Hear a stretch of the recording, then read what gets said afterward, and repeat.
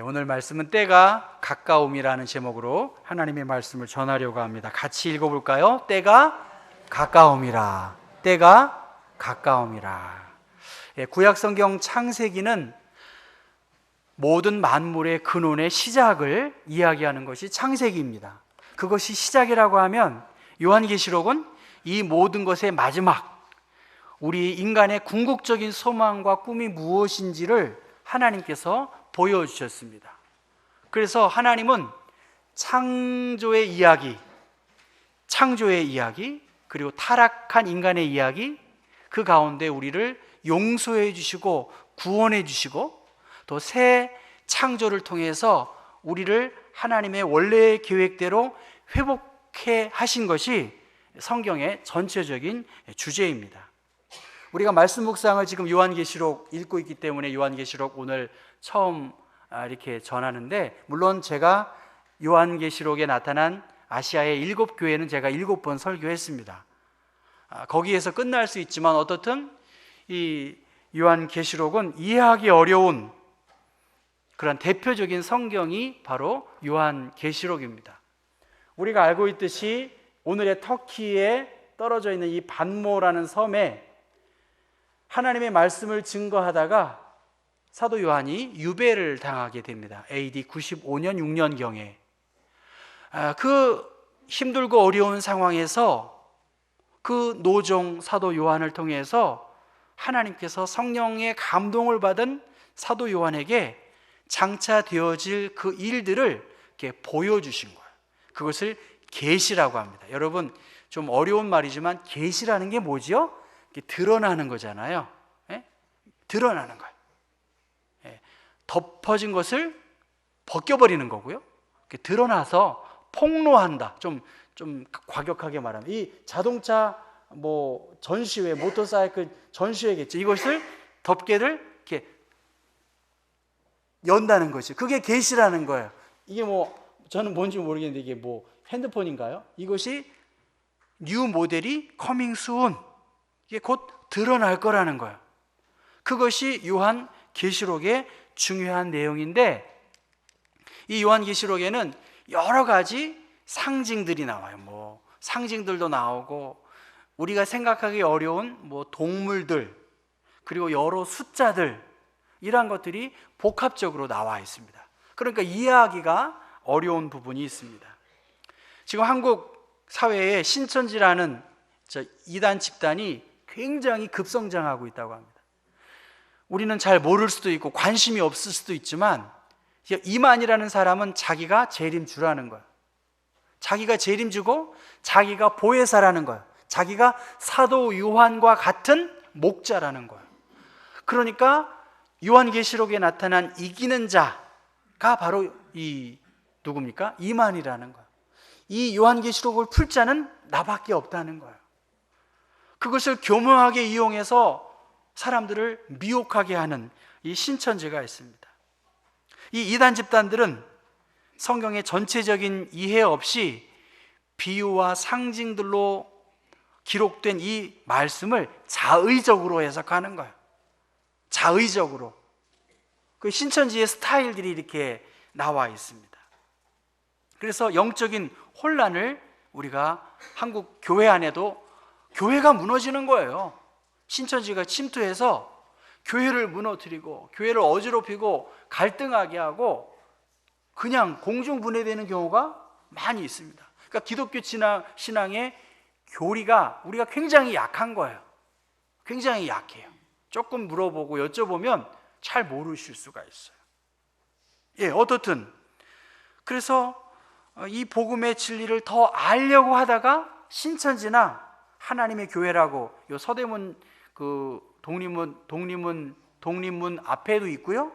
또 어디입니까? 불광동 쪽으로 가다 오른쪽에 그 아파트 단지 내에 아주 하나님의 교회 안상홍 증인회가 버젓하게 했어요. 아무리 설명해도 우리가 그들을 어떻게 당해내기도 어렵고 그 미혹한 그들의 마음을 돌이키기가 참 어렵습니다. 여러분, 광화문에 가시거나 명동에 가시거나, 여러분 명동 옛날 유네스코 빌딩 앞에 보면 많이 있잖아요. 이렇게 하고 다니는 사람들 이렇게 보시죠. 서울역 앞에 가보세요. 메가폰을 들고 성경 구절을 쓰고 666, 짐승의 표, 바코드, 다가올 미래를 대비하라. 사실 이런 것들이 우리 주변에 많이 있어요. 그리고 우리는 지나치고 또 몰라서 지나칠 수도 있고 관심 없어 지나칠 수 있는데, 그들이 공통적으로 사용하는 것이 바로 요한계시록이고 다니엘서고 그런 내용입니다. 문화적인, 사회적인, 역사적인 이러한 배경의 이해 없이 그냥 문자 그대로 성경에 바로 이게 하나님의 말씀이야 이렇게 들이대면, 우리가 기본적으로 성경에 대한 마음이 있기 때문에 성경에 쓰여 있거든요. 근데 그 전후를 바라보지 않고 왜 이것이 쓰여졌는지에 대한 이해 없이 그냥 들이대면, 관심 없는 사람 빼고는 우리가 모르는 부분이 사실 많이 있거든요. 그러니까 이단들은 이 요한계시록을 위협하고 협박하는 도구로 사용하고 있다는 거, 교회를 그냥 도덕적으로 윤리적으로 다니는 사람들, 혹은 성경에 대한 이해가 부족하면 이러한 공격에 대하여 무방비 상태이고요, 무기력하게 넘어갈 수밖에 없다는 거예요. 군대에서도 제일 중요한 훈련 중에 하나가, 유교 훈련도 중요하지만 사상전에서 이겨야 돼요. 이 이데올로기에서 이겨야지. 아무리 훈련 받으면 뭐 하겠어요? 총을 이쪽으로 쏘면 안 되잖아요. 군대에서도 이 이데올로기에 대한 교육이 굉장히 강화된 것처럼 우리 교회도 이 교리 교육이 굉장히 중요하게 뼈대가 있어야 된다는 것을 우리가 기억하셔야 됩니다. 한번 요한계시록 1장 1절 말씀 같이 한번 읽어보겠습니다. 예수 그리스도의 계시라. 이는 하나님이 그에게 주사 반드시 속히 일어날 일들을 그 종들에게 보이시려고 그의 천사를 그 종 요한에게 보내어 알게 하신 것이다. 예수 그리스도의 계시라는 거야. 예수님이 보여주신 거예요. 하나님이 그에게 주사 반드시 속히 일어날 일들을 그 종들에게 보이시려고 그의 천사를 그 종 누구에게? 요한에게 보내서 이것을 알게 하셨어요. 하나님이 알게 하셨지 모르게 하시는 분이 아니시란 말이죠. 그리고 요한은 어떻게 했습니까? 2절에 요한은 하나님의 말씀과 예수 그리스도의 증거 곧 자기가 본 것을 어떻게 해요? 다 증언했다는 거야. 자기가 본 것을 다 증거했지, 어떤 건 증거하고 어떤 건 증리 아니라 본 것을 그대로 다 증언했다는 것입니다. 1장 9절 말씀 같이 읽어보겠습니다. 나 요한은 너희 형제요 예수의 환난과 나라와 참음에 동참하는 자라. 하나님의 말씀과 예수를 증언하였으므로 말미암아 밤모라 하는 섬에 있었더니, 예수의 말씀, 하나님의 말씀과 예수를 증언했다는 그 죄로 인해 밤모섬에 유배되었고 노역을 통해서 어려움 당했어요. 그 사도 요한에게 10절 말씀 보면, 주의 날에 내가 성령의 감동이 되어서 내 뒤에서 나는 나팔 소리 같은 큰 음성을 듣고 주의 몸된 교회 안에서 13절 보면 촛대 사이에 인자 같은 이가 발에 끌리는 가운을 입고요, 가슴에는 금띠를 띠고 머리와 털의 희기가 어때요? 흰 양털 같고 눈 같으며 그의 눈은 불꽃 같은 그분이, 다리는 무쇠다리 같은, 어떻게 되죠? 풀무불에 단련한 빛난 주석과 같이 아주 뭐랄까요? 로버트 태권브이가 딱 서 있는 것처럼 그분이 지금 누구를 만나 주신 거예요? 사도 요한을 만나 주셨고 장차 되어질 일들에 대하여 소아시아의 7교회에 이 말씀을 주신 것이라는 것입니다. 그것을 계시해 주셨다, 그렇게 말합니다. 장차 되어질 일들을 계시해 주셨다. 여러분, 요한계시록은 그러면 어떻게 쓰여져 있나요? 여러분들도 많이 읽어보셨잖아요. 저도 많이 읽어봤고요. 그러니까 요한계시록 1장, 이건 서론에 대한 이야기야. 사도 요한이 밤모에 갇혔고 성령께서 함께 하셔서 그에게 환상을 통해서 7교회에 편지하라는, 그것이 1장이면 2장과 3장은 일곱 교회에 대한 이야기예요. 일곱 교회에게 주시는 편지, 그리고 몇 장이죠?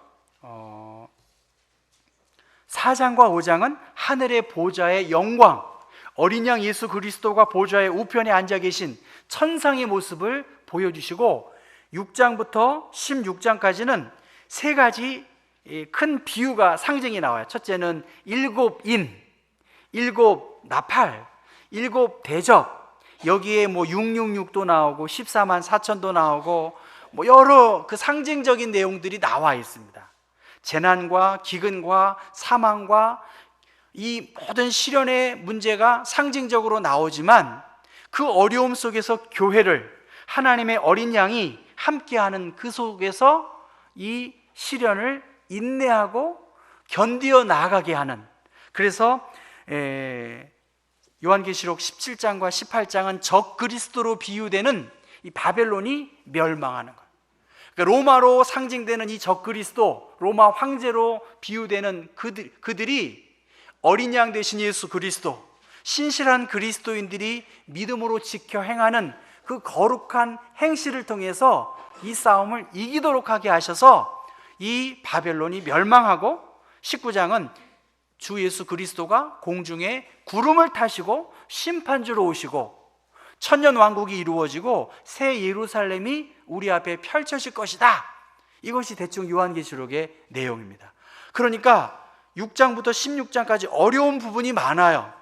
예를 들면 아시아의 일곱 교회는 우리가 좀 이해할 수 있는 부분이 있지 않습니까? 그러나 여러 짐승의, 그리고 숫자에 또 상상하기 어려운 많은 내용들이 있지만, 여기에 너무 매이지 말고 결국은 어린 양 되신 예수 그리스도, 그리스도의 신부로 무장한 교회 공동체가 이 어려움 속에서 믿음을 지키고 나아가면 승리한다. 교회가 승리하고 어린 양 예수 그리스도가 승리한다. 이것을 많은 상징적인 비유적인 것으로 표현한 것이라고 하는 것을 우리가 이해하면서, 왜냐하면 상징과 비유를 할 수밖에 없었던 것은 로마의 통치 속에서 황제 숭배를 거부한 기독교 공동체에게 한없는 핍박, 감당하기 어려운 핍박이 있었는데, 어떻게 우리가 대놓고 기독교 신앙을 드러낼 수 있겠어요? 그러니까 당연히 어렵게 쓰여질 수밖에 없어요. 세종대왕께서 한글을 만드셨는데, 여러분 당시에 세종, 어제, 훈민정음 이해하시는 분이 우리 국원 선생님 말고는 아마 없을 거예요. 별로. 그런 것처럼 성경을 그러한 이해 속에서 내가 조금씩 알아가지만 결국은 아시아의 일곱 교회가 승리한다, 신실한 믿음의 사람이 승리한다, 이것을 강조하고 있다는 것입니다. 그래서 자기가 본 것을 다 어떻게 합니까? 증언했다. 1장 2절에 그렇게 말씀하시고, 특별히 3절 말씀에 이 예언의 말씀을 읽는 자, 듣는 자, 지켜 행하는 자는 어떻다고 그래요? 복이 있다, 그렇게 말씀하십니다. 하나님의 말씀을 읽는 분, 하나님의 말씀을 듣는 분, 하나님의 말씀을 지켜 행하는 사람이 복이 있다는 거예요. 저는 우리 경복교회 성도님들이 이렇게 복 있는 자리에 앉으시기를 바라고요.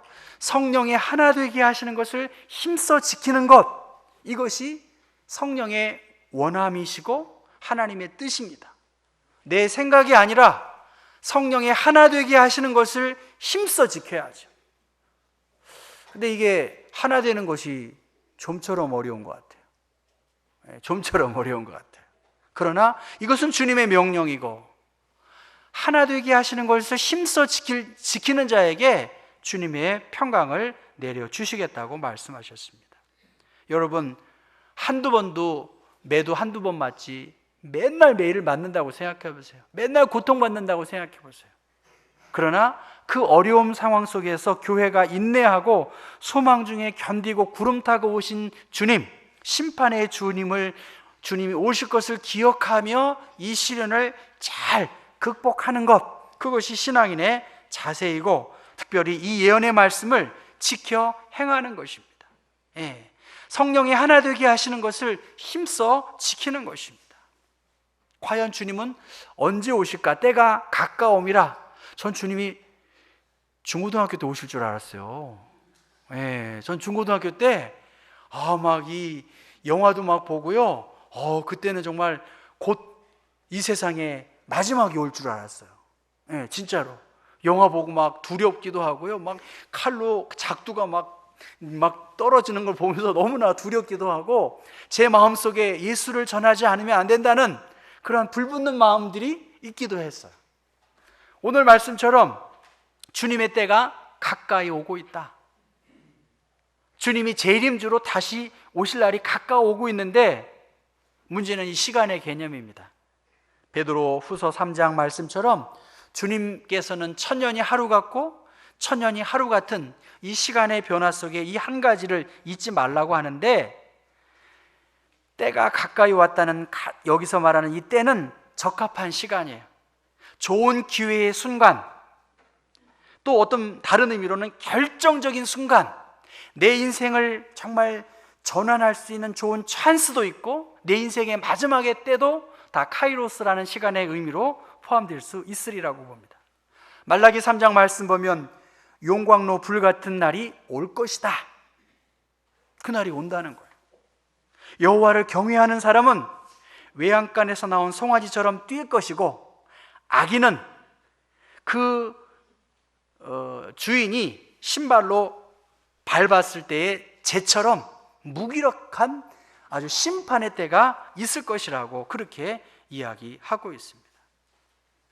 여러분, 결정적인 순간, 내 인생의 전환점이 될 수 있는 그 시간이 온다라고 말씀하고 있습니다. 우리 목사님들이 은퇴하는 분들을 뵙고, 선배 목사님들을 뵈면 제가 보니까 살 길이 참 막막하더라고요. 제가 보니까 허우대는 좋은데, 제가 보니까 커피 낼 돈도 없는 목회자들이 많습니다. 사실은 진짜예요. 그 목사님이 그렇게 말하십니다. 나는 사후 준비는 돼 있는데 노후 준비가 안 됐다. 노후 준비가 안 됐다는 거예요. 그렇죠? 여러분, 제 노후 준비는 어떻게 될까요? 20년 외국에 있다가 여기 왔는데 저 노후 준비가 안 된 것 같아요. 노후 준비가 안 됐다. 그렇게 100세 시대를 살면서 얼마나 어렵겠어요. 경제적으로 어려우면 누구에게 폐가 되는 그러한 존재 아니겠습니까? 전 여러분에게 노후를 준비하십시오 이렇게 말씀을 드리는 게 아니라, 여러분에게 우리의 신앙의 경각심을 일으키기 위해서 장차 되어질 일들에 대하여, 사후에 대하여, 영원한 삶에 대하여 준비하고 계시냐, 그렇게 여쭙고 싶어요.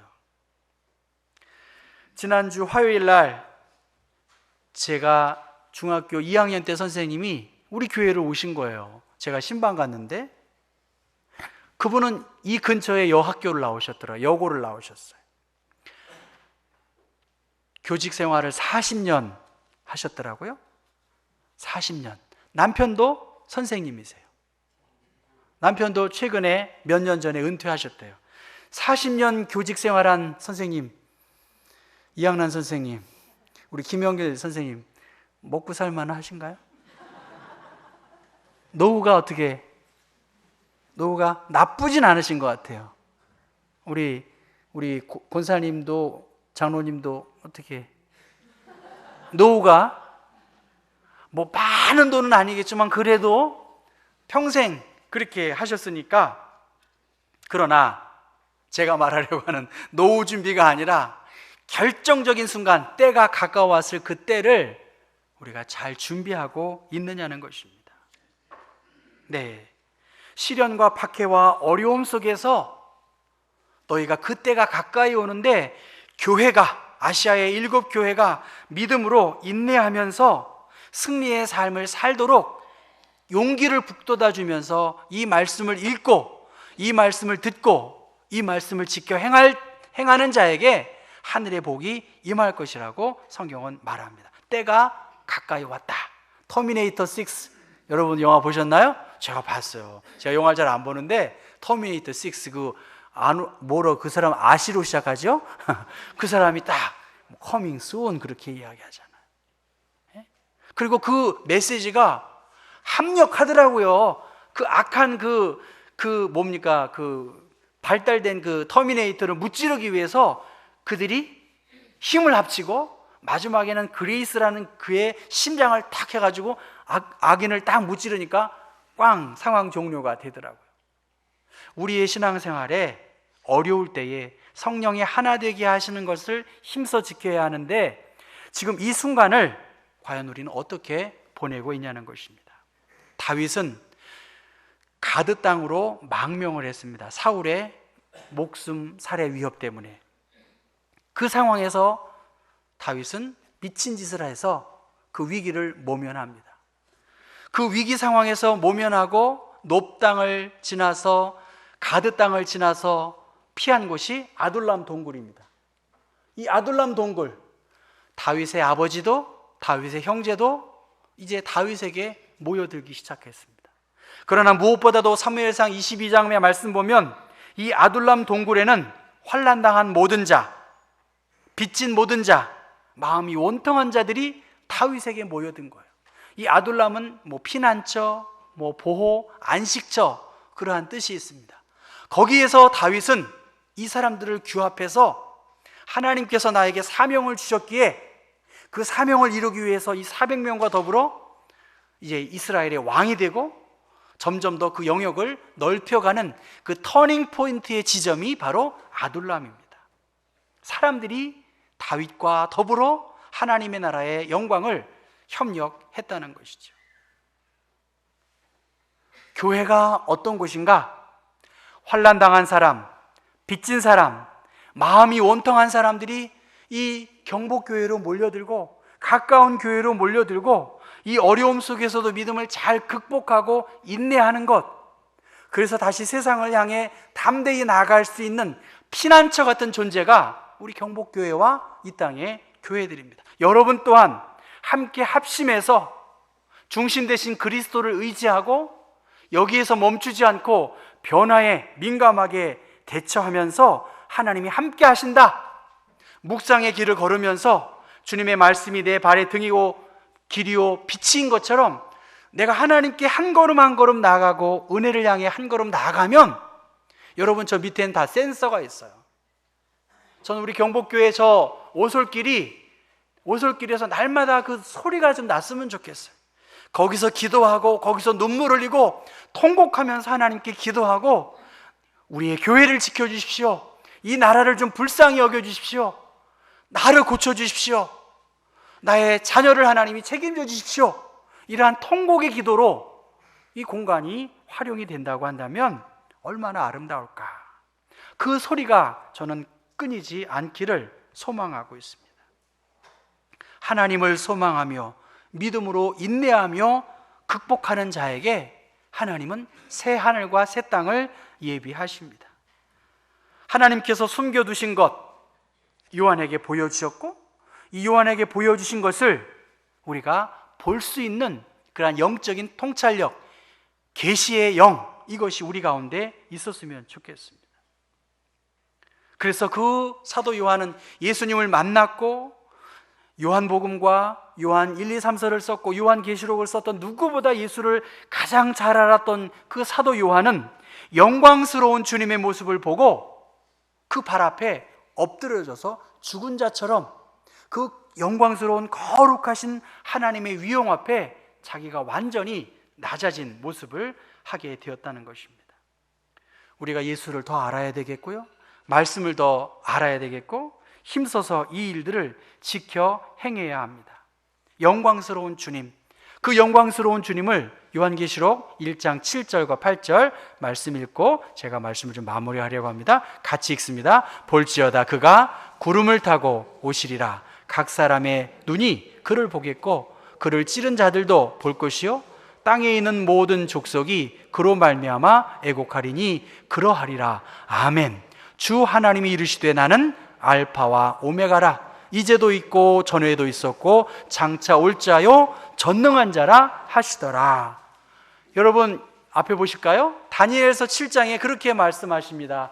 내가 또 밤 환상 중에 보니 인자 같은 이가 하늘 구름을 타고 와서 옛적부터 항상 계신 이에게 나와 그 앞에 인도되매 그에게 권세와 영광과 나라를 주고 모든 백성과 나라들과 다른 언어를 말하는 모든 자들이 그 재림주 예수를 섬기게 하도록 하셨습니다. 그의 권세는 소멸되지 아니하는 영원한 권세요 그의 나라는 멸망하지 아니할 것이니라. 다니엘서에 이미 예언되어 있고 이사야서 44장 6절의 말씀 보면 나는 처음이요 나는 마지막이라 나 외에 다른 신이 없느니라 그렇게 말씀하셨습니다. 바라기는 우리가 요한계시록의 전체적인 내용을 이해하고 여러분이 편안한 마음으로 아까 그 원리와 그 틀 안에서 자유롭게 하나님이 나에게 주신 이 계시의 말씀을 읽고 또 지켜 행하는, 그리고 예수님이 우리의 소망이심을 다시 한번 확신하고 믿음으로 기쁨 가운데 생활하실 수 있는 여러분 되시기를 주님의 이름으로 부탁합니다. 기도합니다.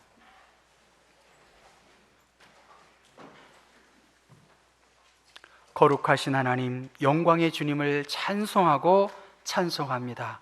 우리 모두가 성령의 충만함을 힘입게 하셔서 이 계시의 말씀을 읽고 듣고 행하여 복받는 자의 삶을 살게 하여 주옵소서.